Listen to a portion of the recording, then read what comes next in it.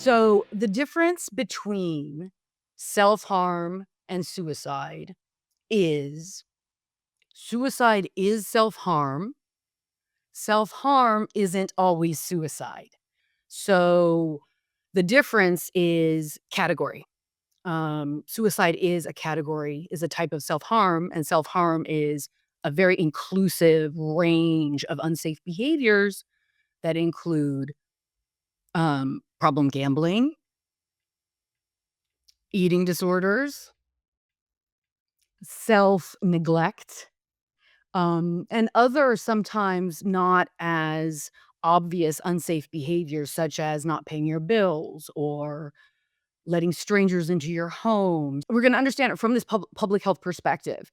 And when you apply the public health perspective onto any social problem, let's say suicide in this case, what we see is the most effective interventions are on the societal, cultural, systemic level. So it's societies, cultures, and systems that are able to prevent suicide and actually reduce the rate of suicide in a population.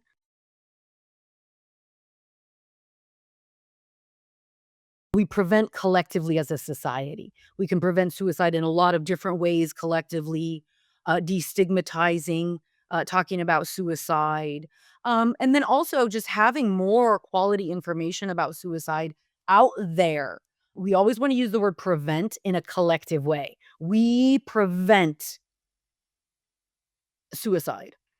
And then, you know, as a clinician or as a peer counselor or as a concerned human being, every one of us can learn skills in order to help ourselves and other people reduce their risk of suicide. So the first thing is that, there is a strong societal taboo around the suicide topic. And therefore, most human beings do require training and guidelines in order to address the suicide topic directly. It is just so taboo. One thing that I would like to say about the suicide topic is it's something that everyone can learn more about.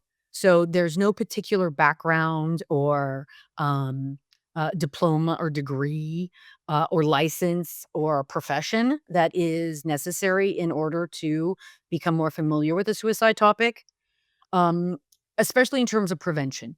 So, as a collective, the more we understand suicide and its dynamics, the better we can prevent suicide. And then individuals might want additional training to be able to intervene, or even to treat somebody who has maybe active suicidality or maybe a chronic suicidal condition, which can happen.